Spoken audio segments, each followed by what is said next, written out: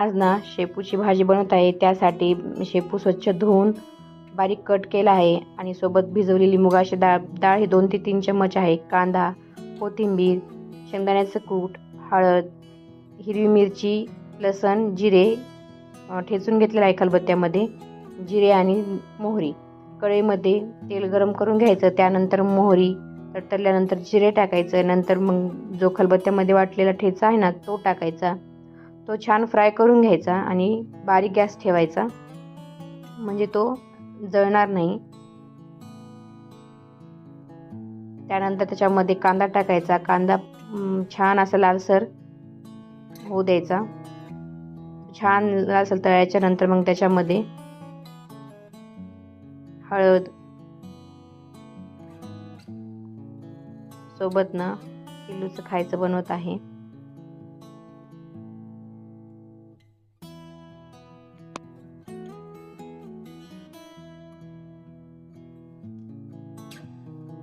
नंतर चवीनुसार मीठ टाकायचं.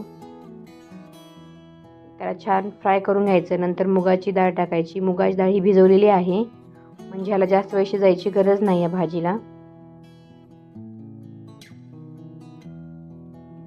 नंतर शेपूची भाजी जी आहे ना ती टाकायची, थोडी टाकायची. नंतर थोडं छान खालीवर करायचं. नंतर मग राहिलेली भाजी टाकायची, परत खालीवर करायचं. शेंगदाण्याचं कूट मी अगोदर टाकलेलं नाही, मी नंतर टाकते. तुम्ही अगोदर टाकलं तरी चालेल.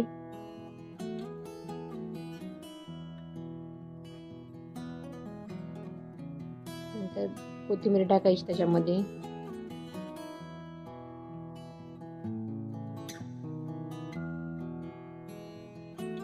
नंतर तुम्हाला जेवढं आवडेल ना तसं तुम्ही शेंगदाण्याचं कूट टाकू शकता. मी थोडासाच टाकला आहे.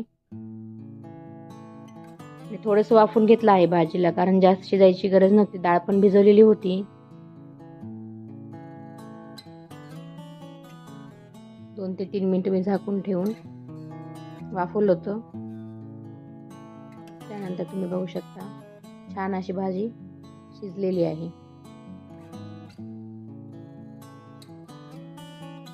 नंतर ह्याच्यासोबत मी पालेभाज्यासोबत ना सहसा तर मी भाकरीच बनवते, आणि आता पण चालू होतं भाकरी बनवणं.